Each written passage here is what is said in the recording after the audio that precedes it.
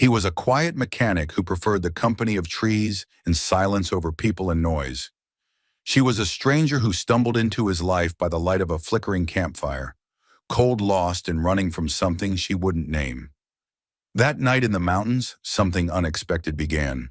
Not with grand declarations, but with shared coffee, shared silence, and a spark neither of them saw coming. If you believe that some of the most powerful stories start in the simplest moments, you're in the right place. Don't forget to subscribe to our channel so you won't miss the next journey of love, healing, and second chances. Now let's begin this unforgettable story. A mechanic shared his campfire with a lost hiker. She was the CEO who'd been disappearing for days. The wind whispered low over the pines, sending soft sighs through the branches high above. In the clearing just off a quiet mountain trail, a small orange flame danced in a circle of riverstones. Beside it sat a man alone, broad-shouldered hands rough from years of honest labor, face creased by more sorrow than age. His name was Eli Turner, and tonight marked the 9th year he had come to this place, lit this same fire, and sat in silence with ghosts only he could see. The campfire crackled gently, throwing flickering light across Eli's weathered features. He stirred a battered kettle over the flame, the scent of strong black coffee rising into the crisp dusk air. The forest around him was quiet, save for the occasional rustle of squirrels bedding down, or a lone owl calling somewhere in the canopy. Solitude didn't bother Eli. It was familiar. It had become his way of life since everything he loved had been taken from him. He leaned back against a fallen log, his gaze lifted toward the stars just beginning to prick the darkening sky. The wind shifted slightly and he pulled his flannel jacket tighter around him. Memories crept in like fog. Emily's laughter, Caleb's tiny fingers clutching his hand, a birthday cake that never got eaten, a phone call he wished he could unhear. Eli didn't believe in signs anymore. The universe didn't owe him anything. But there was something about this stretch of wilderness that called to him every October, like an unspoken truce between him and grief. He never brought company, never told anyone where he went. People in town respected that he was the quiet kind, dependable, good with engines and silence. Folks left him to it. He was just lifting the kettle to pour himself a tin cup of coffee when he heard a snap of a twig, sudden and sharp like an uninvited thought breaking into a moment of peace. Eli's hand froze midair. Another rustle. This one closer. He reached slowly toward his flashlight, heart ticking a notch faster. Bears weren't uncommon this time of year, and though Eli wasn't the panicking type, he had enough respect for nature to stay wary. He clicked the light on and pointed it toward the tree line. That's when he saw her. She stumbled into view like something out of a dream or maybe a nightmare. Mud clung to her legs, her clothes torn at the sleeves and damp with sweat and dirt. Blonde hair matted to her face. Her breathing was shallow, ragged, and her eyes wild, panicked, desperate. "Hey," Eli stood, slowly hands up to show he meant no harm. "You okay?" She didn't answer, just staggered another step forward and dropped to her knees near the fire. Eli rushed forward to catch her before she collapsed entirely. Her body was trembling, skin ice cold despite the sweat. Up close, he could see the cuts on her palms, a bruise blooming along her cheek. He crouched beside her. "You're hurt. How long have you been out here?" She blinked slowly, trying to focus. Her lips parted. "Days," she whispered. "I think 3. Maybe more." Okay, let's get you warm first." He eased her closer to the fire, draping his extra flannel jacket over her shoulders. "Name's Eli. Can you tell me yours?" She looked at him for a long moment, as if weighing the cost of an answer. Then Evie. It was a lie, but Eli didn't press. He saw the fear behind her eyes, the guarded wall of someone used to not trusting anyone. He didn't need her life story, not tonight. He poured her a cup of coffee, offered a protein bar from his pack, and sat beside her without asking questions. The fire crackled between them, soft and steady. "I was hiking," she said finally, staring into the flames. "Took a wrong turn, got separated from my guide. My phone died. Then the storm hit," Eli nodded. "Weather's been rough the past few days. You're lucky you made it down this far. Not many folks come this deep into the range." She gave a bitter half smile. "I wasn't trying to be found." That caught his attention, but again he said nothing, just took a sip from his cup, letting the quiet fill the space. Evie glanced sideways at him. You always camp out here alone every year? Why? He hesitated, then answered truthfully. Anniversary wedding. He shook his head. Loss. A long silence passed between them, but this one wasn't uncomfortable. There was something grounding about Eli, the way he didn't flinch at pain, didn't demand explanations, didn't fill the air with empty words. I used to be somebody, she said after a while, her voice barely above a whisper. You still are, he replied. Evie looked at him sharply as if trying to figure out whether he was mocking her, but his face was calm, sincere. She stared at the fire again, the glow softening the lines of exhaustion on her face. Thank you, she said quietly. For what? For not asking, who Eli nodded. You'll tell me if you want to or not, doesn't change the fact that you're here now, and alive. That last word hung heavy between them. Alive. Sometimes that was all someone could be, and all they needed to be for a while. Above them, the stars multiplied. The fire burned steady, and in the hush of the mountain night, a man and a woman, both broken in ways neither could yet understand, shared warmth without asking why. It was the beginning neither of them had seen coming, and neither would ever forget. The fire crackled low as night pressed deeper into the valley. Eli kept an eye on the woman wrapped in his flannel jacket, now curled on a foam pad near the edge of the firelight. Her body had stopped shaking, but the lines on her face told him she hadn't truly relaxed. Not yet. He moved with quiet efficiency, adding a log to the fire, adjusting the angle of the tarp he'd set up overhead in case of more rain. It wasn't much, but it would keep them dry. The forecast had warned of another cold snap tonight, and the last thing she needed was another chill. He glanced over again. She hadn't moved, Evie, he said softly, not wanting to startle her. You still awake? A pause, then a quiet. Yeah, I've got some soup on the stove if you can stomach it. She nodded without meeting his eyes. Eli poured the steaming contents of a small pot into a tin cup and brought it to her. Chicken noodle canned, nothing special but warm. He crouched beside her as she took it with trembling hands. She sipped slowly, like someone relearning the act of eating. After a moment she said, You always this prepared? I used to go off-grid for weeks at a time. Eli replied, settling onto a folded blanket nearby. Back when I needed to get away from everything. And now he shrugged. Now I just come out a few days a year. This place, he gestured at the surrounding pines, the stillness. It's where I can hear myself think. Where I remember them, Evie didn't ask who them was. She didn't need to. Grief had a tone, a gravity all its own. She recognized it in his voice, the way people who have known real loss. Can I get that? She whispered, voice hoarse. Noise is the easiest place to hide. Silence, and that's where the truth is. Eli studied her in the flickering light. You running from something.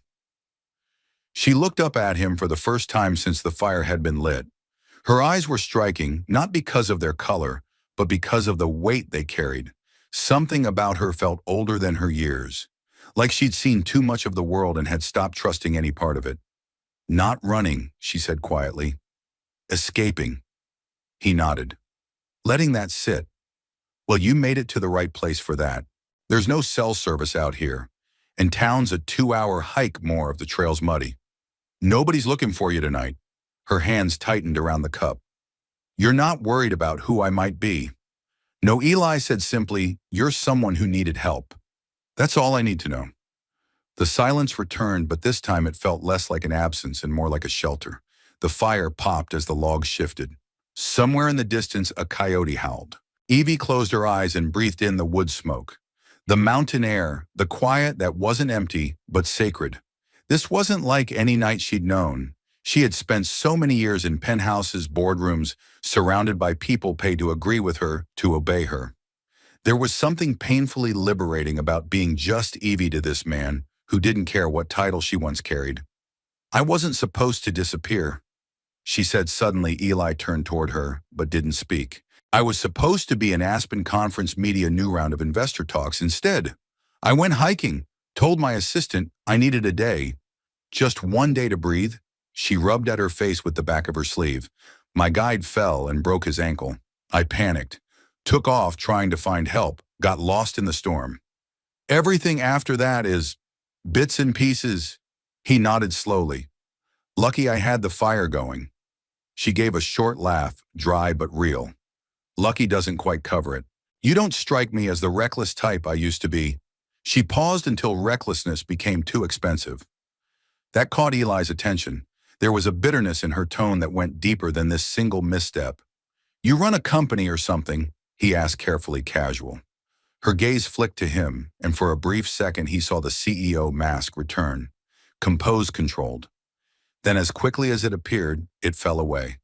Yeah, I did. You quit, I disappeared. Eli didn't push further. Instead, he stood and walked over to a small cooler, pulling out a bottle of water and offering it to her. She took it with a quiet thank you. He returned to his place beside the fire. Well, Evie, he said, voice even, you're safe here tonight, and tomorrow we'll figure out what's next.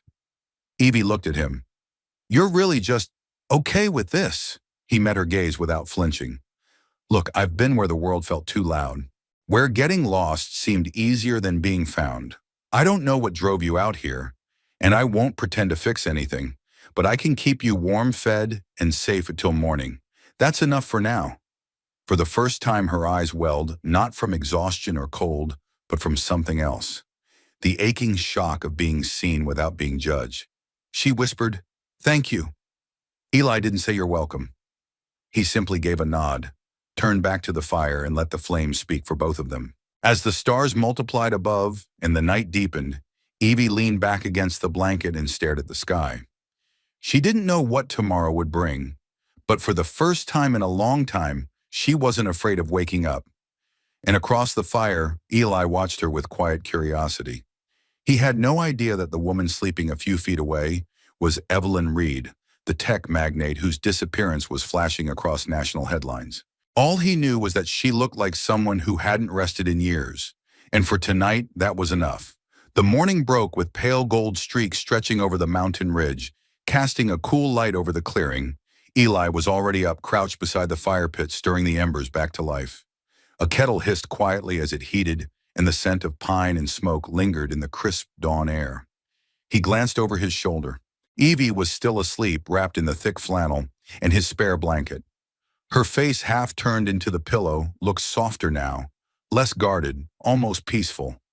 The bruise along her cheek had darkened, but seemed less angry in the morning light. Even in rest, her body carried tension, as though she never fully let her guard down.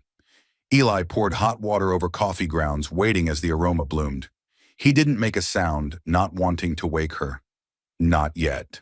People who carried storms in their chests needed to ease into morning. About 10 minutes later, she stirred. A slight shift of the blanket, a hand pushing her tangled hair from her face. Coffee, he offered, holding out a steaming tin cup. She blinked, squinting at him through the filtered light. You make this place feel like a hotel. Eli gave a quiet laugh. Well, you're the only guest service is decent. Views aren't bad either. She took the cup, and as her hands wrapped around it, her fingers brushed his brief accidental, but enough to feel the contrast. Her skin was soft but scraped, bruised by days lost in the wild. His hands, though calloused and steady, flinched slightly at the contact. Neither of them mentioned it. They sat in silence for a few minutes, sipping coffee, watching steam rise in curls toward the pine canopy. Evie spoke first. I had a house in Napa once. Spent a fortune designing it like a rustic retreat, fireplace, cedar beams. The whole catalog dream. It never smelled like this. She paused, not real like this. Eli raised an eyebrow. Sounds nice. It was beautiful, but empty. Like one of those designer cabins people pose in for Instagram. Nobody actually lived in it. I barely stayed there myself. You've lived in a lot of places. She looked at him over the rim of her cup. Lived no, stayed yes. There's a difference. Eli nodded, understanding more than he said. There is. She leaned forward a bit, warming her hands. You from around here. Mountain pine born and raised. I left for a few years after high school. Thought I'd chase something. Ended up working rigs in Texas. Met my wife there. Evie's head tilted, slightly listening. She hated the heat. Eli continued, a half smile ghosting across his face. Convinced me to move back to Colorado. Said the mountains felt like real earth. We bought a small house. I opened a little garage. Thought we had time. He didn't say more. He didn't have to. Evie looked down into her cup, her voice low. I'm sorry, it was an accident. Winter storm, black ice, wrong place, wrong time. He said it plainly, but the rawness beneath was palpable. They were driving back from visiting her sister. I was home fixing the kitchen sink. She didn't ask how long it had been. That kind of grief never became past tense. I disappeared for a while after that. Eli said shut down the shop. Lived up here for months. Couldn't stand the sound of life going on without them, and now I come up here once a year. Same weekend, light the fire. Remember, he turned to her, not to be sad. Well, not only to be sad, to remind myself I still survived. Evie didn't speak right away. Her throat tightened around something unsaid. That's brave. No, Eli said gently. It's necessary. The forest stirred around them. Birds called overhead, and a breeze swept through the camp. Eli began packing up a few supplies, checking the weather radio. He glanced up at the sky. Clouds are moving in again. Not good hiking weather. You should rest up today. She hesitated. I don't want to be a burden. You're not really. He looked at her squarely. Evie, I've spent most of the last decade keeping to myself, fixing machines.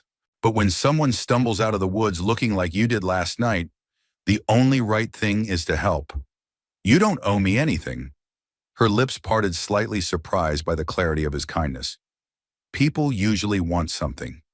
I'm not people. A smile tugged at her mouth, small, uncertain, but real. They passed the morning slowly. Eli cooked a modest breakfast, instant oats and a few dried apple slices. Evie ate with the hunger of someone too long without comfort. By late morning, she ventured a few feet from camp to sit on a rock that overlooked a shallow ravine. Eli watched from a distance, letting her have space. When she returned, she looked calmer, though something lingered in her eyes. Eli. She said, stepping close last night. I lied. He didn't look surprised about your name. Yes, he nodded. Figured you're not going to ask the real one? Nope. Her brow furrowed. Why not? Because I figured you'd tell me when you were ready or not. Doesn't change how cold it is at night. She stared at him, shaken by the simplicity of it. After a pause, she said, Evelyn Reed. He blinked. Recognition flickered across his face. The name had been on every TV in every gas station across the country for days. CEO of a billion-dollar tech firm. Missing since last Friday. Search teams deployed media frenzy. But Eli just nodded once. Thanks for telling me, he said, as if she'd simply told him her middle name. You're not going to treat me differently. Nope. Still just someone who nearly froze to death near my campfire. Her eyes stung. You have no idea what that means to me. Eli met her gaze steady. I think maybe I do. The fire popped again between them, and somewhere in the stillness of that high mountain forest, something fragile began to form. Trust, perhaps, or hope, or maybe just the kind of quiet understanding that two damaged people could share without needing to explain it. For the first time in years, Evelyn Reed felt something like peace. And Eli, for the first time in a long while, didn't mind the company. The wind shifted in the late afternoon, carrying with it the kind of bite that meant trouble was brewing higher in the peaks. Eli stood just beyond the edge of the clearing, eyes scanning the tree line as a curtain of steel-gray clouds rolled in over the western ridge. He sniffed the air the way mountain men do, silent, instinctive. The old kind of knowing passed down not through books, but through weathered experience. We're not hiking out tomorrow, he said more to himself than to the woman behind him. Evelyn sat cross-legged near the fire pit, peeling an orange he'd handed her earlier. She looked up, shielding her eyes. Is that your mountain man way of saying, we're snowed in storms moving fast? That trail's going to disappear under 4 inches of snow by morning. She looked at the sky as if daring it to prove him wrong. Then she sighed, holding out a segment of the orange like a peace offering. Looks like fate wants us to stay strangers a little longer. Eli took the slice with a slight smile, sat down across from her, and tossed another log on the fire. You seem a little less afraid of the quiet today. I'm not, she said. I'm just more afraid of what's waiting on the other side of it. He studied her in silence. You know what's strange, she said. I've been in boardrooms with the world's most powerful people, sat across from senators, billionaires. I've spoken on stages in front of thousands. But I don't think I've ever felt as exposed as I do here, sitting in the dirt with you. Eli poked the fire, letting the embers flare orange and red. That's not strange. The woods don't care about your resume. They just want to know if you'll survive the night. She let out a breath, part laughter, part weariness. Well, I'm still learning. The snow started just after sunset. First it was gentle, like sifted flour caught in the wind, but by nightfall it thickened into something more determined. Eli reinforced the tarp, tucking it tighter over the lean-to, anchoring the corners with stones. He set up another thermal blanket across the back to trap warmth. I don't remember the last time I slept outside during snow, Evelyn murmured, watching him work. It's not so bad if you've got fire and dry socks and a mechanic who thinks of everything. He glanced up at her. I've had years to get it right. As darkness blanketed the forest, the snow fell in thick sheets. The fire crackled high now, a defense against the cold, and the creeping edges of vulnerability that neither of them dared to name. Eli passed her another tin cup of warm broth and settled in beside the fire. Evelyn hesitated, then asked, "Do you ever get tired of being alone?" He didn't answer right away. The flames cast dancing shadows across his face. Sometimes, he admitted, it's quieter without the weight of expectations. But yeah, sometimes it's too quiet. Same, she said. I used to think noise was power, activity, movement, deals headlines. But it got so loud I couldn't hear myself anymore. That's what scared me most. Eli looked over, his voice low. So you disappeared? She nodded. My board didn't know. My assistant panicked. They probably think I've lost my mind. Maybe I have. He gave her a long, level gaze. You didn't lose your mind. You just reached the edge of it, and instead of falling off, you stepped back. She swallowed hard. The words hit deeper than she expected. That's a kind way to put it. Truth doesn't have to be cruel to be honest. For a while, neither of them spoke. The snow whispered against the tarp. The fire popped. The world had shrunk to a tiny circle of light and warmth, and within it sat two people who had run from different kinds of grief. One from the past, one from the present, meeting here in the stillness. You miss them every day, don't you? She asked. He nodded once. Does it get easier? No, he said softly, but it gets quieter. And in that quiet, sometimes something else grows, not instead of the pain alongside it. She nodded, absorbing the weight of that truth. I used to think being alone was a weakness, she said. Now I think it might be the only thing that ever told me the truth. Eli smiled faintly. The mountains are good at that. They shared another silence, the kind that didn't ask to be filled. A silence between two people no longer strangers, but not quite something else either.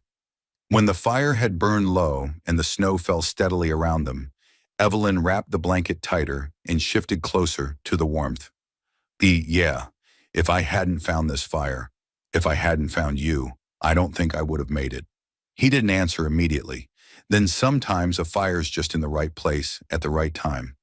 But what if it wasn't chance? He turned to her, thoughtful. Then maybe it was grace. She watched him for a long moment, the firelight flickering in her eyes, and in that moment something opened. In her, not fully, not yet, but a door cracked just wide enough for hope to peer through. Outside, the snow kept falling. Inside the firelight, two souls stayed warm, not just from the flames, but from something far rarer. Something neither had come looking for. Something neither was quite ready to name, but something both would remember forever. The world looked different in the morning. Clean, quiet, wrapped in a blanket of fresh white that muted every sound, softened every edge. Snow clung to the pine branches like sugar, and the trail they had followed in was now erased, replaced by undisturbed white drifts that glittered under the pale sun. Eli stood with his hands on his hips, surveying the tree line. He hadn't spoken much since waking, not out of discomfort, but because something in the air told him this was the last morning. Evelyn emerged from the lean-to a few minutes later, wrapped in his spare jacket, boots caked with snow. Her breath formed small clouds in the crisp air, and her hair, still tangled, still wild, hung over her shoulders like an unspoken story. She moved to stand beside him, silent at first. Then, it's beautiful, It always is after a storm. Eli said. She glanced at him, her voice quiet. I don't think I want to go back. He didn't look at her. Then don't. It's not that simple. It never is. They stood there together looking at nothing in particular and everything at once. The snow, the trees, the clearing that had somehow become a sacred space between their broken lives. Then came the sound, low at first like the rumble of distant thunder, then louder, sharper helicopter blades. Eli's jaw tightened. Evelyn turned, heart leaping into her throat. Already he gave a nod, probably caught the signal from the emergency beacon I tripped last night. Her mouth parted. You called them. You're dehydrated, bruised, disoriented, and the weather's unpredictable. I figured it was time. She looked away. I was just starting to feel like I could breathe again. You still can, Eli said. Breathing doesn't have to stop just because life gets loud again. The black helicopter broke through the clearing like a mechanical bird kicking up a swirl of snow and leaves as it descended. A man in a Navy rescue parka stepped out as the blades spun down, calling Evelyn's name. She didn't respond immediately. The rescue worker jogged toward them. Ms. Reed. Evelyn Reed. Thank God, we've been searching for you for days. Are you all right? Eli stepped back instinctively, letting her answer. Evelyn hesitated, then she turned slowly, nodded once and said, Yes, I'm okay now. Do you need medical assistance?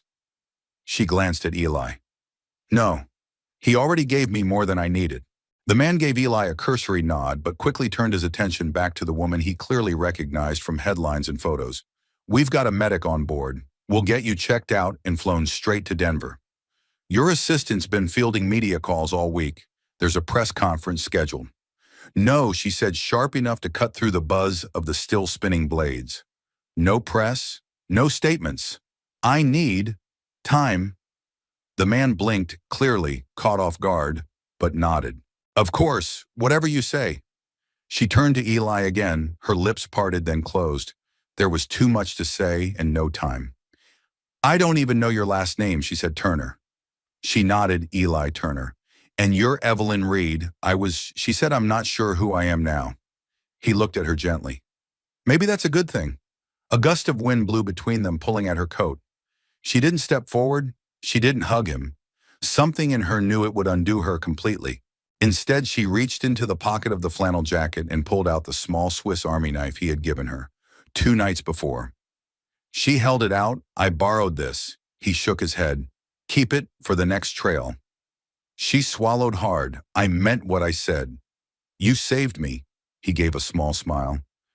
You were just cold and lost. Happens to the best of us. No, she said, her voice firmer. I was lost before I ever set foot on that mountain. Then before she could second-guess herself, she leaned forward and pressed her lips to his cheek. Just once, brief but warm. I hope you light the fire again. Next year, she whispered. I always do, he said, and with that she turned and walked back toward the helicopter. Eli didn't watch the takeoff. He simply stood, hands in his pockets, as the rotor blades kicked up a flurry of snow around the clearing, then silence, then stillness, and then finally a breath. Evelyn sat alone in the cabin of the helicopter, staring out at the trees disappearing beneath them. Her heart felt heavy but also clear in a way it hadn't been in years. Her phone, once surgically attached to her hand, sat untouched in her bag. The world below looked smaller, now simpler, or maybe she had just grown large enough inside to hold it differently. She thought of the fire, of the quiet, of Eli's voice, low and certain, reminding her that surviving didn't mean the pain went away. It meant learning how to carry it. She didn't know where her life would go next. The press would want answers, the board would demand explanations, but none of that mattered quite as much anymore.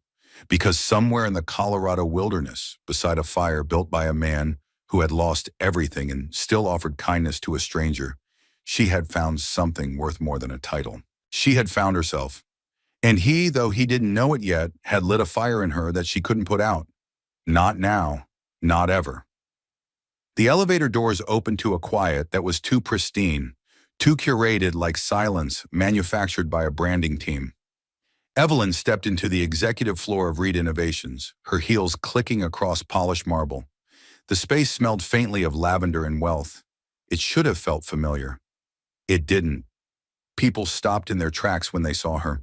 Phones slipped from hands, mouths fell slightly open. Even Diane, her unflappable assistant of 9 years, stared as if seeing a ghost. Evelyn, my God, Diane rushed forward. Are you all right? I'm okay, Evelyn said softly. You just disappeared.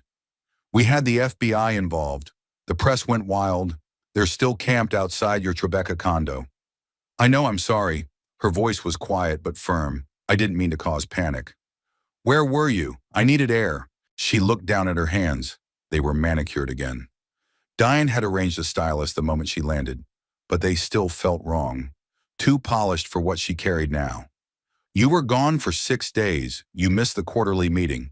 The investors are spooked. Evelyn blinked. The mention of investors struck her like a cold splash to the face. How quickly the world moved on. How loudly it resumed its spin. I'll talk to them, she said. Diane hesitated, then lowered her voice. You know the board is talking about succession. They're worried about stability, public image. Evelyn nodded. She wasn't surprised, but a piece of her, the piece that had once burned with ambition, no longer cared. She walked past Diane into her office where floor-to-ceiling windows offered a sweeping view of Manhattan. The skyline sparkled like a trophy case. She stared at it without blinking. She'd once loved this room. Now it felt like a museum exhibit about someone she used to be. The sleek desk, the cold chrome fixtures, the walls lined with awards. It was all the same, but she had changed. The door closed quietly behind her. She sank into the chair, removed her heels, and sat barefoot, eyes fixed on the city. The phone on her desk buzzed with incoming calls. Her inbox was flooded. A fresh stack of documents awaited her signature, contracts, partnerships, projections. But Evelyn Reed no longer moved on autopilot. Not after Eli. Not after the firelight and the silence. She picked up the phone and dialed a number. Not her lawyer. Not the head of PR. Not even the board. She called her driver. Take me home, she said. Later that evening, Evelyn stood in the middle of her penthouse apartment. It was spotless. Lifeless. The thermostat blinked a perfect 72 degrees. Not a pillow out of place. Not a speck of dust on the mahogany shelves. She turned on the TV. Her face filled the screen, grainy footage of her stepping off the rescue helicopter. Headlines scrolled beneath. Evelyn Reed returns. Where was the missing tech CEO? Disappearing billionaire? Temporary breakdown or strategic move? She turned it off. The silence that followed wasn't peaceful. It was hollow. She wandered to the kitchen, opened the fridge, and stared at its contents. Artisanal cheeses pressed, juices, imported olives. None of it made sense anymore. She closed the door and leaned against it. She missed the sound of boots crunching over snow, the pop of firewood splitting in the cold, the smell of coffee brewed over a metal tin. She missed Eli's voice, measured, grounded, so deeply human, it silenced the static in her mind. She went to her bedroom, sat at the edge of the bed, and ran a finger across the silk sheets. Then she did something she hadn't done in years. She wept, not because she was overwhelmed, but because for the first time in her life, she could finally feel what she'd been numb to all along, and with that, something shifted. The next morning, Evelyn called an emergency meeting with the board. They filed into the room, pressed suits, sharp glasses, polite expressions masking corporate calculations. She let them speak first. A man in a slate gray suit stood. We're relieved you're well, but we're deeply concerned about the precedent. This sets investors are anxious. The market needs clarity. She listened. Another board member chimed in. We're exploring a temporary leadership transition just until things stabilize. Perhaps an acting CEO? Evelyn leaned forward. Let me save you the trouble. I'm stepping down. The room fell silent. No media statement, no spin. Just the truth. I've built something I'm proud of, but I can't keep leading it and pretending I haven't changed. They stared at her stunned. One woman finally asked, And what will you do now? Evelyn smiled faintly. I'm going to find out who I am when I'm not in charge of everything. They didn't understand. That was okay. She didn't need them to. That afternoon, she stood in Central Park watching a group of children chase pigeons near the fountain. She breathed in the city air, different from the mountains, but still real. A few people passed her and did double takes whispering. She smiled politely but didn't stop. Her phone rang. Diane, Evelyn, the media's reacting. They think this is part of some rebrand. Investors are panicking. I don't care. There was a beat of stunned silence. Evelyn, what's going on with you? I met someone, Diane. Not in the romantic way. Well, maybe not yet, I don't know. But he saved me without asking anything. He listened, without assuming. He didn't know my name, and somehow he saw more of me than anyone ever has. She paused. I think I need to go back to say thank you properly. Diane exhaled to the mountains. Yes, you sure about that? I've never been more sure of anything. That night, Evelyn packed a single duffel bag, jeans, hiking boots, a flannel shirt, a notebook, no laptop, no contracts, and the Swiss Army knife Eli had told her to keep. She stood at her window one last time, looking out at the city that had shaped her, tested her, and almost buried her. Then she turned away, not with bitterness, but with quiet resolve. She wasn't running anymore. She was returning not to a place, but to a man, a fire, and a version of herself she didn't know she'd been missing. The familiar crunch of tires on gravel echoed through the sleepy mountain town of Mountain Pine, a sound that stirred Eli Turner's attention as he worked under the hood of a weather-worn Jeep in front of his garage. It was early afternoon, and the clouds above were beginning to stack like folded wool, threatening rain. The garage was quiet today, just the way he liked it. Eli didn't look up right away. The town saw the occasional tourist, mostly hikers and photographers chasing fall foliage. But this car didn't sound like one of those. It rolled two smooth city tires, luxury suspension. When the engine cut off, a long silence followed. Then the sound of a door opening, a heel clicking softly on gravel. Nice town, came a voice, calm, steady and unmistakably hers. Eli froze.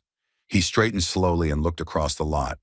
There she stood, not in a suit, not in heels. No entourage, no assistance, no cell phone glued to her ear. Evelyn, no longer just the CEO, but the woman from the woods, the one who had shared his fire and her grief, stood by the side of a sleek black SUV, hands tucked into the pockets of a navy windbreaker. She looked different. The sharp edges were still there, but softened. The tension that had once wrapped her shoulders like armor had loosened. Her blonde hair fell naturally now, windblown and imperfect. Her expression held something unguarded. Eli pulled the rag from his back pocket and wiped his hands slowly, as if buying time to understand what he was seeing. "You came back," he said finally. "I did." He nodded once, then tilted his head.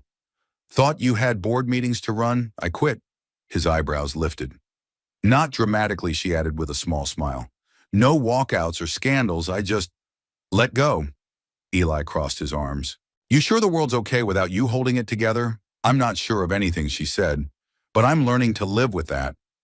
She walked toward him slowly, every step deliberate, like she wasn't sure if she was welcome. "I didn't come to stir up anything. If this is too much, if you don't want me here, I'll go."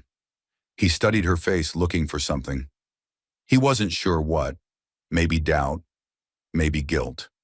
He found neither. Only truth and the quiet ache of someone trying to start over. "Why'd you come?" he asked. "Because you were the only person who saw me when I didn't know who I was. And because I haven't stopped thinking about that fire or what you said or what I felt out there." Eli looked away for a second, jaw tight. "I don't have much to offer, Evie. Just a dusty garage and a house with more creaks than charm." "I'm not here for charm," she said. Silence stretched between them like a held breath. A breeze rustled through the tall pines beyond the lot. She took one more step forward. "Can I buy you lunch?" He cracked a wry smile. "We don't do lunch in Mountain Pine. We have the griddle. They serve eggs and sandwiches. If you're lucky pie," her eyes lit up, "then I'm buying." He stared at her a beat longer, then gave a small nod. "Let me wash up." The griddle sat at the edge of town where Main Street bled into the road toward the valley. A squat little diner with a rusting tin roof and a faded sign. It was known less for its menu than for its people. The moment Evelyn stepped inside, all conversation hushed. It didn't take long for word to spread. By the time they were seated, half the booths were whispering. Eli didn't look fazed. "Small towns remember faces. I'm okay with that." They sat across from each other, a chipped coffee mug in front of him, a sweet tea in front of her. The waitress, Judy, with a braid thicker than her wrist, had taken their order. with a look of mild disbelief but didn't ask questions. So Eli said, "What's the plan?" You just visiting Evelyn looked out the window for a moment, gathering her words. "I booked a small cabin just outside town. Not permanent, but not a layover either." He raised an eyebrow. "I'm not here to build a new empire," she said. "I'm here because I need quiet. And I remembered the kind of quiet that actually heals, not just hides." Eli sipped his coffee, watching her closely. "I want to write," she continued. "Nothing corporate, just stories, real ones, people, places. Moments that change lives in small but real ways." He leaned back. "That sounds more like the woman from the fire than the one from the magazines. That's who I'm trying to become." Judy returned with their plates, grilled cheese and tomato soup for her, a BLT and black coffee refill for him. Evelyn smiled politely and dug in, visibly relaxed for the first time since stepping out of the car. They ate in companionable silence for a few minutes, the kind that didn't press or pry. Eventually, Eli broke it. "Most people don't come back. I wasn't finished here. With the town, with you." He looked up. "I don't know what this is." "Eli," she said, "I'm not asking for anything. I'm not expecting. Whatever fairy tales look like for grown-ups.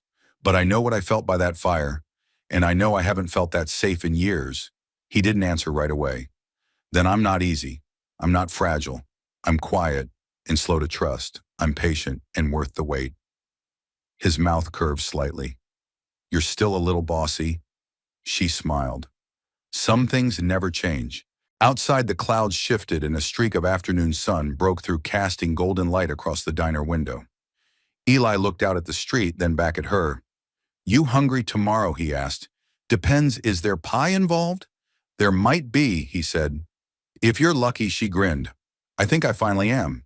And as they finished their meal beneath the stairs, beneath the whispers, Eli Turner realized something quietly miraculous. The woman who had vanished from the world hadn't disappeared. She'd been finding her way home. The mountain air turned brisk as the sun dipped low behind the ridge, tinting the horizon with shades of gold and lavender. A breeze rolled through the pine trees, ruffling the autumn leaves scattered along the front steps of Eli's modest cabin. The house sat on the edge of town, a short drive from the garage, perched on a sloping hill that overlooked a winding creek.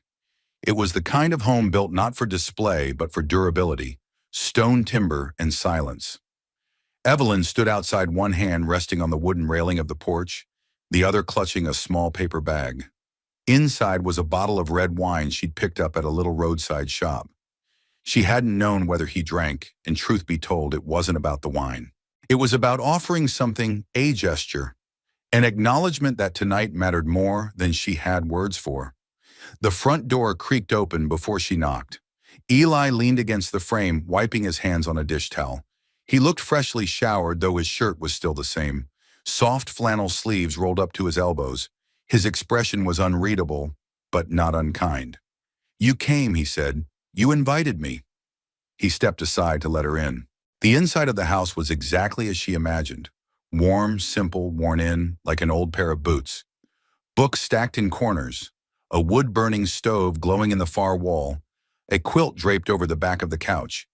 It smelled like cedar and something savory coming from the kitchen. She held up the bag, peace offering, or maybe bribe. He accepted it with a small chuckle. "Hope you're not expecting white linen service. After eating canned soup on a snow-covered rock, I'm not hard to impress." He led her into the kitchen where a modest meal was already waiting. Roast chicken, potatoes, and sautéed green beans. Nothing fancy, everything from scratch. She stared for a moment before sitting. "You cook, I survive. There's a difference."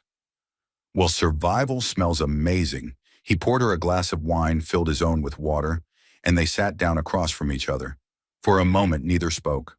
The clink of silverware, the crackle of the stove, the hush of twilight settling in the windows. It all wove into something intimate. "Can I ask you something?" she said halfway through her plate. He looked up. "Sure, when we met. Did you ever wonder why I was really out there?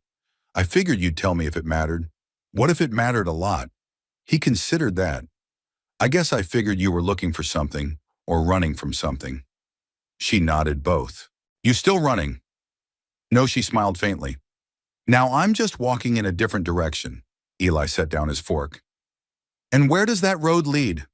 I don't know yet, she admitted, but I want to find out somewhere quieter. Truer, less about headlines and more about small things, good things. He studied her, his gaze softening. This town moves slow. That doesn't scare you. I used to be afraid of stillness, she said. I thought if I stopped moving, I'd disappear. But the stillness with you, it never felt empty. It felt honest. The air shifted slightly between them. Eli leaned back in his chair. You talk like a woman who's done a lot of thinking.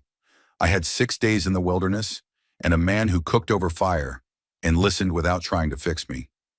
That'll do it. He smiled, the lines around his eyes deepening. So this dinner, is it just gratitude? She paused. It started as that, but it's not just that anymore. A beat passed. 2. I came back because I wanted to see if what I felt out there was real. Not the cold or the fear, the calm, the sense that maybe I could build something quieter and stronger than the life I left behind. Eli stood and took her plate, moving to the sink. She watched his back as he rinsed it clean. For a man of few words, his silences were full of meaning. I'm not easy, he said again, almost to himself. You said that already, I mean it. He turned to face her. I've been alone a long time. I don't expect anything. Don't promise anything. I can't give. I'm not asking for promises, she said softly. Just a beginning. The room stilled.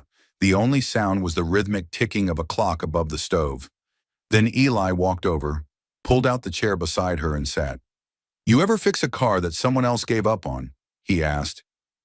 Yes, she replied, catching the metaphor instantly. It takes patience and care. You don't rush. You listen for the subtle things. You start with what's working before you worry about what's broken. Evelyn looked at him, her voice catching slightly. You think we're something worth fixing. He reached out gently, covered her hand with his. I think we're something worth starting.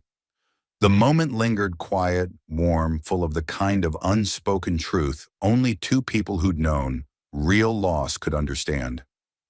Outside, the wind stirred the pine trees. Inside, the fire crackled low and steady. They didn't kiss. They didn't have to. Sometimes the soul recognizes home long before the body catches up, and for the first time since their paths had crossed, neither of them felt like they were lost. The following week settled over Mountain Pine like a soft flannel blanket, cool mornings, wood smoke in the air, and trees giving up their leaves in golden handfuls. Evelyn found herself falling into a rhythm she hadn't known she craved. She woke with the sun, walked the forest trails behind her, rented cabin, journaled longhand in the afternoons, and sometimes when the silence grew too still, she'd drive into town just to hear the clink of mugs at the griddle or the buzz of small-town chatter. But it was her time with Eli that felt most grounding. They never declared anything. There was no confession, no sweeping romance, just companionship that felt solid, like the kind of bond built not in urgency but in trust. He helped her change the oil in her car. She brought him coffee during his lunch break. They talked about everything and nothing. It was quiet, it was kind, and it was enough until the past, as it often does, found a way in. It was a Thursday afternoon when Evelyn first noticed the sleek black Mercedes SUV parked on the edge of Main Street. It didn't belong, not in Mountain Pine, not with its tinted windows and out-of-state plates and the air of boardroom arrogance that clung to its polished surface. She was walking out of the hardware store with a new camping lantern when the driver's door opened. Evelyn. She froze, the voice was unmistakable, polished, practiced sharp as a signature pen stroke. She turned slowly. There he was, Grant Teller, Chief Operating Officer of Reed Innovations. Former friend, loyal board member. The man who had once walked her through every IPO negotiation and every investor panic. He looked exactly the same: charcoal suit, leather briefcase, and that ever-calculated calm behind his designer glasses. I had a feeling you might be here, he said. How we tracked the cabin rental, he replied without shame. Diane wouldn't tell us anything, but I've always been better at back doors. She didn't answer, just stood still, letting the weight of his presence settle in her bones. We need to talk, he said. About what? About the company, about you, she exhaled. You should leave. You know, I can't do that. Later that day, Evelyn sat in the corner booth of the griddle with Eli trying to stir her soup, but her hand trembled just slightly. He noticed trouble. She nodded. An old colleague came to town uninvited from the company. Yes, one of the board members, he wants me to come back, says the stocks dropped. Morale's fractured that my stepping down created instability. Eli set down his fork. And what do you want? I want them to stop pulling at me like I'm a loose thread in their machine. I want them to let go. He nodded once slowly, then tell them that they won't listen. They don't believe in soft landings or quiet exits. Everything has to be a pivot or a PR angle. Eli's gaze held hers, then don't give them anything to spin. Evelyn's throat tightened. What if walking away from that life doesn't feel strong? It just feels like failure. He didn't answer right away. Instead, he reached across the table and gently stilled her stirring spoon. Failure isn't when something ends. It's when you betray who you are, just to keep it going. Her eyes welled before she could stop them.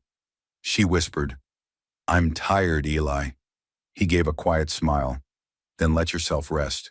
The next morning, Evelyn found Grant leaning against the railing of her cabin's porch, arms folded. She didn't invite him in. You've built a lot, Evelyn, he said. Are you really going to throw it away for this? He gestured vaguely toward the trees. The quiet, the slowness. I'm not throwing it away, she replied. I'm letting it go. There's a difference. You were a visionary, you changed industries. I lost myself in the process. You think this is who you are now? A woman who hides out in the woods with a mechanic? She took a step forward, voice steady. That man you just dismissed as a mechanic kept me alive when I didn't know if I wanted to be. He listened when I had nothing to offer. He saw me when I didn't even recognize myself. Grant hesitated. We'll offer you a new contract, he said, more flexible. Advisory only, you can split time. Speak at events, come back on your terms. Evelyn looked at the trees swaying gently behind the cabin, at the mountains beyond, at the clear sky that had replaced the storm in her chest. No, she said, is this final? Yes, he stared at her unblinking for several moments. Then he nodded slowly. You know what they'll say, I don't care anymore, she said. Let them talk, I'm done performing. Grant turned and walked away without another word. She watched the SUV disappear down the dirt road, and for the first time since her name had made headlines, she felt no need to chase after it. That night, Evelyn stood on Eli's porch arms, wrapped in a soft wool shawl. He joined her with 2 mugs of coffee, handing her one without a word. They came to drag me back. She said I figured they would, and I said no. He looked at her, a quiet pride in his expression. How'd it feel? Like a door slammed shut behind me. Sometimes that's the only way we know it's real.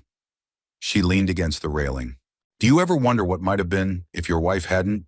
All the time, he said. But I also know I wouldn't be who I am if I hadn't had to begin again. She nodded. Maybe we're both just people who had to break to start over. He took a slow sip. Maybe starting over is not a weakness. Maybe it's a gift. The stars blinked above them, and the wind moved gently through the trees. No titles, no headlines, no expectations. Just 2 people standing in the quiet, finding strength in having said no to the world and yes to something better. The first snow of the season came early that year, drifting down from the mountains like a memory returning home. It started in the morning, just a flurry of light, almost playful flakes brushing the rooftops of Mountain Pine.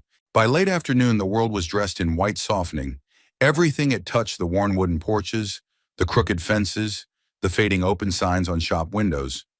The town grew quiet as if holding its breath. Evelyn sat by the window of her cabin, a mug of tea cooling in her hands. Outside, the pine trees stood stoic beneath the snowfall, limbs outstretched like guardians of something sacred. Her eyes lingered on the edge of the woods. That's where it had begun, where she had emerged days after the storm, shivering, broken and barefoot, in a life that had grown too large to carry. And somewhere in that wilderness, beside a stranger's campfire, her life had bent in a new direction. Now the snow was falling again, and with it came a memory she hadn't been able to shake. Eli leaning forward to feed the flames, his quiet voice telling her she was enough just as she was. She looked down at the mug untouched, then stood moving with purpose. She pulled on her coat, wrapped a scarf around her neck, and reached for the thing she hadn't been able to let go of since that night the Swiss Army knife Eli had once told her to keep.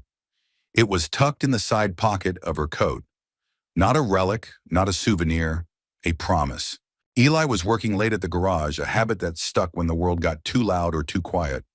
He'd already finished the oil change on a high-mileage Subaru and patched a snow tire for Mrs. Callahan's grandson. Now he stood at the workbench, reorganizing a tray of tools for no particular reason. He didn't expect her.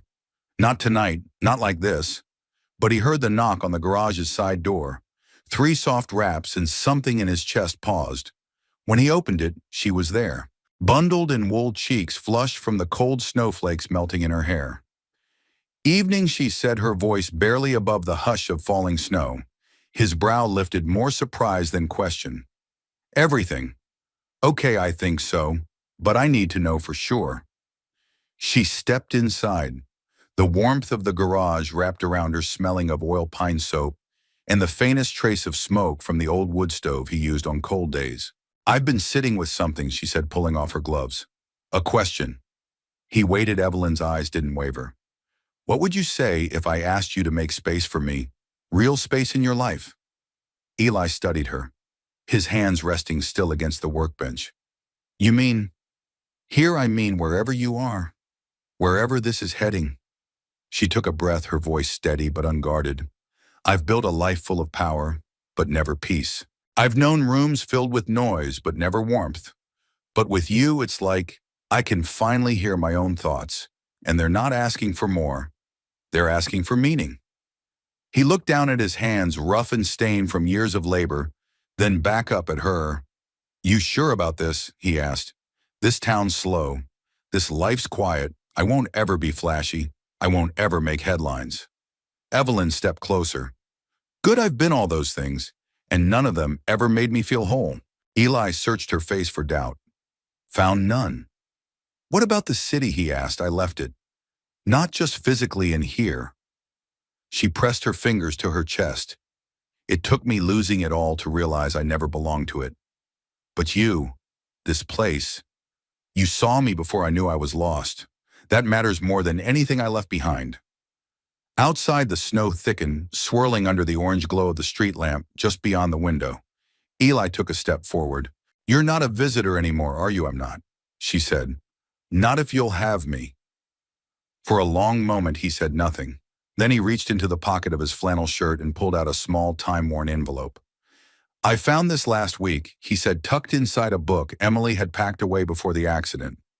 She used to leave little notes. This one just said, "When you're ready to live again, you'll know, and you won't have to do it alone." Evelyn blinked, emotion rising like a tide. He folded the envelope and placed it gently on the bench. "I didn't know what it meant until just now."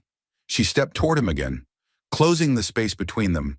Her gloved hand reached for his, lacing their fingers together like it was the most natural thing in the world. "I don't want a fresh start," she whispered. "I want a true one, and I want it with you." He looked into her eyes and saw no sparkle of ambition, no echo of boardrooms or bright lights, just the soft, certain glow of a woman who had fought her way back to herself and come back for him. He let out a breath he hadn't known he'd been holding. Then he smiled. "I never put the firewood away," he said. She tilted her head. "What firewood?" "The pile near my campsite. I left it there." "Didn't know why." Her smile widened. "Think we'll need it." He squeezed her hand. "Every winter has its storms. Then we better keep the fire going." They stood there for a while longer, listening to the wind pick up outside. Snow clung to the windows. The whole world felt hushed, reverent, and in that quiet something profound took root. Not just a romance, but the beginning of a life built not from what was lost, but from what was finally found. The months that followed moved at the pace of the town, unhurried, steady, full of moments that might seem small to an outsider, but carried the weight of quiet transformation. Evelyn woke each morning not to conference calls or stock alerts, but to the gentle rustle of pine trees and the aroma of coffee percolating on Eli's old stove. She still rented the same modest cabin, though. More often than not, she fell asleep on Eli's couch, a dog-eared book resting on her chest, his flannel blanket pulled to her chin. She spent her mornings walking the wooded trails with a leather-bound journal in hand, sometimes stopping to sketch, more often to write. The words came slowly at first, halting, unsure, as if her thoughts had grown rusty from years of boardroom filters and press-ready phrasing.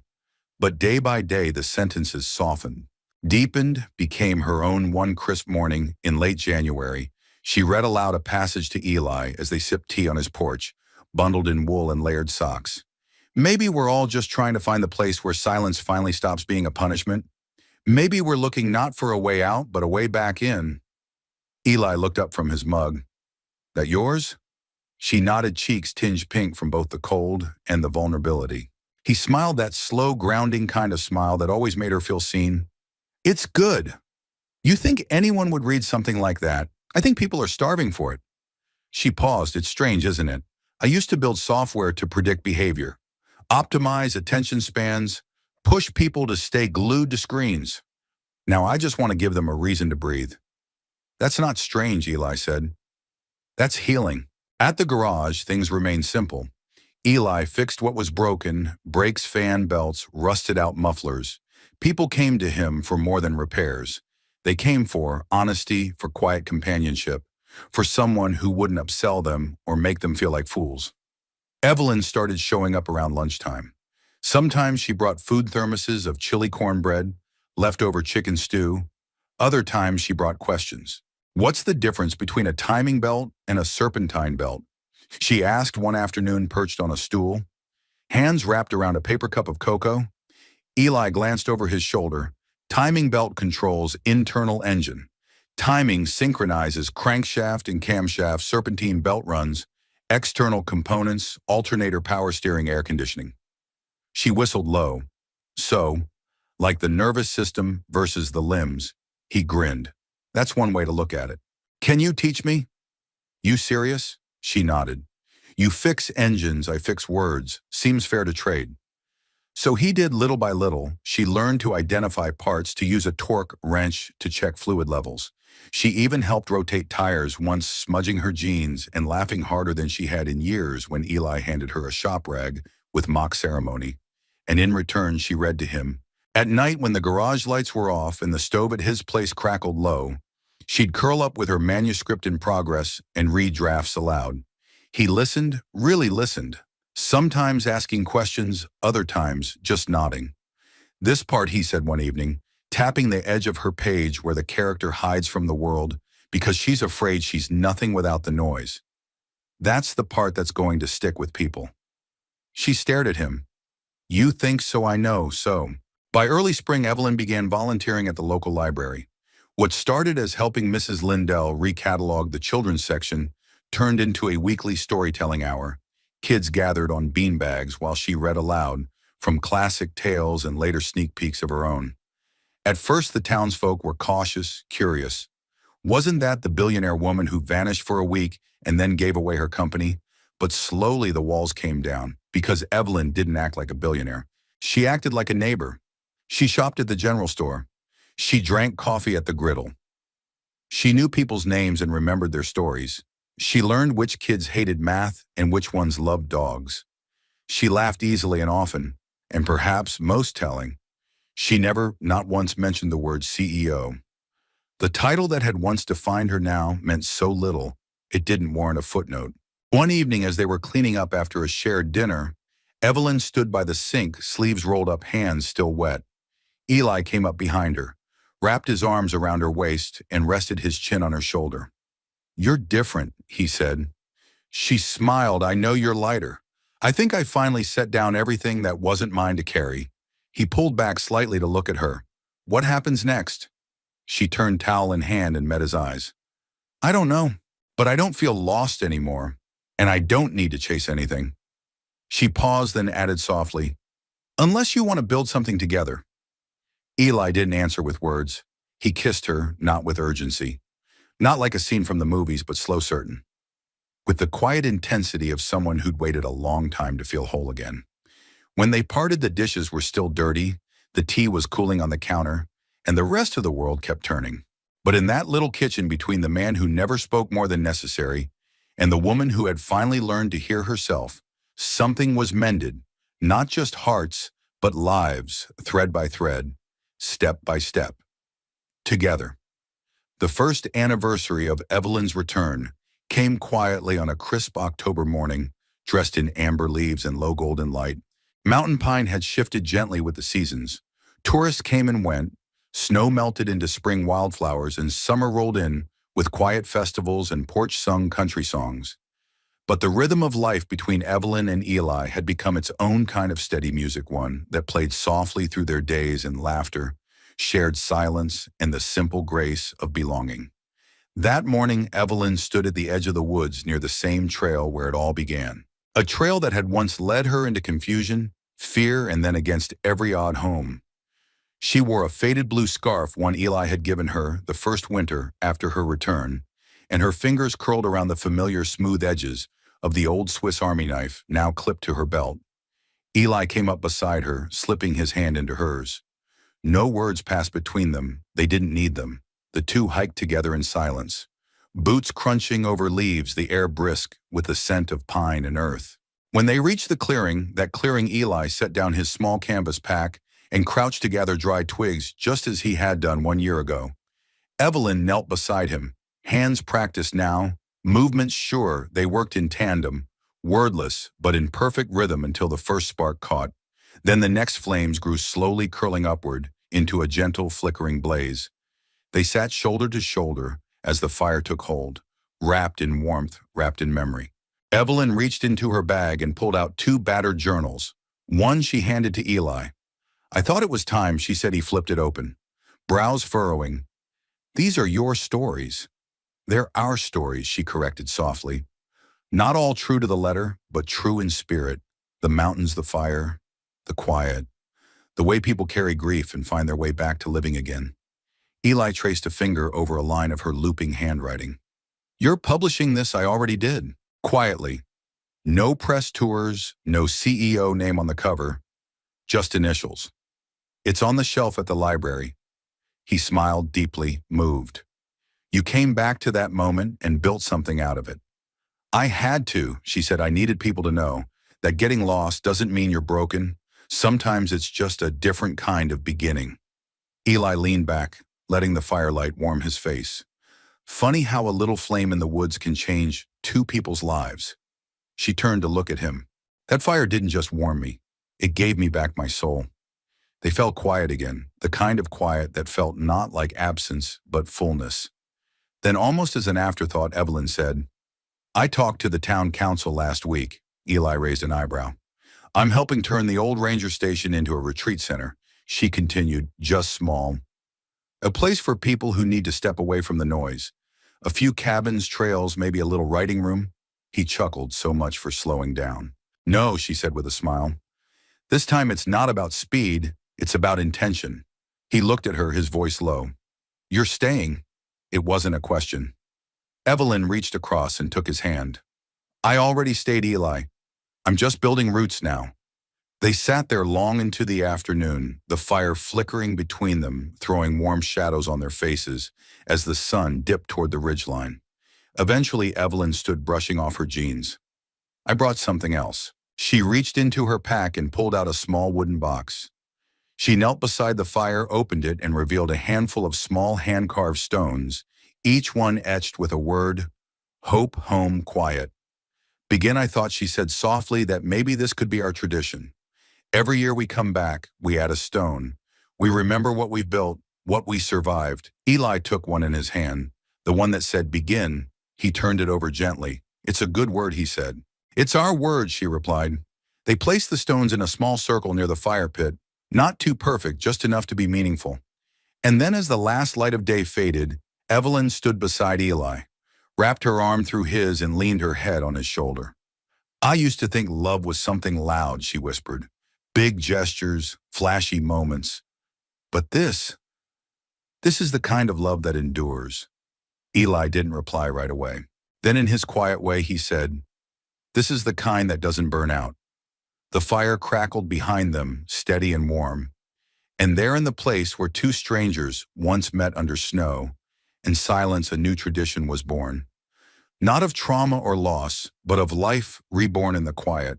Of love that grew not in thunderclaps, but in the gentle rhythm of two souls, choosing each other every day, every season, every snow. As dusk settled into night, the flames glowed low, casting a golden circle into the forest. And long after the embers cooled, the warmth remained, because some fires lit by kindness, tended by trust, and guarded by love never go out. We'd love to hear from you. Where in the world are you watching from? Let us know in the comments below. If this story touched your heart, don't forget to subscribe and turn on the notification bell so you'll never miss another tale of love, hope, and the quiet beauty of second chances. Thank you so much for spending your time with us. Your support means the world. Until next time, stay kind, stay curious, and never stop believing in the power of a simple act of goodness.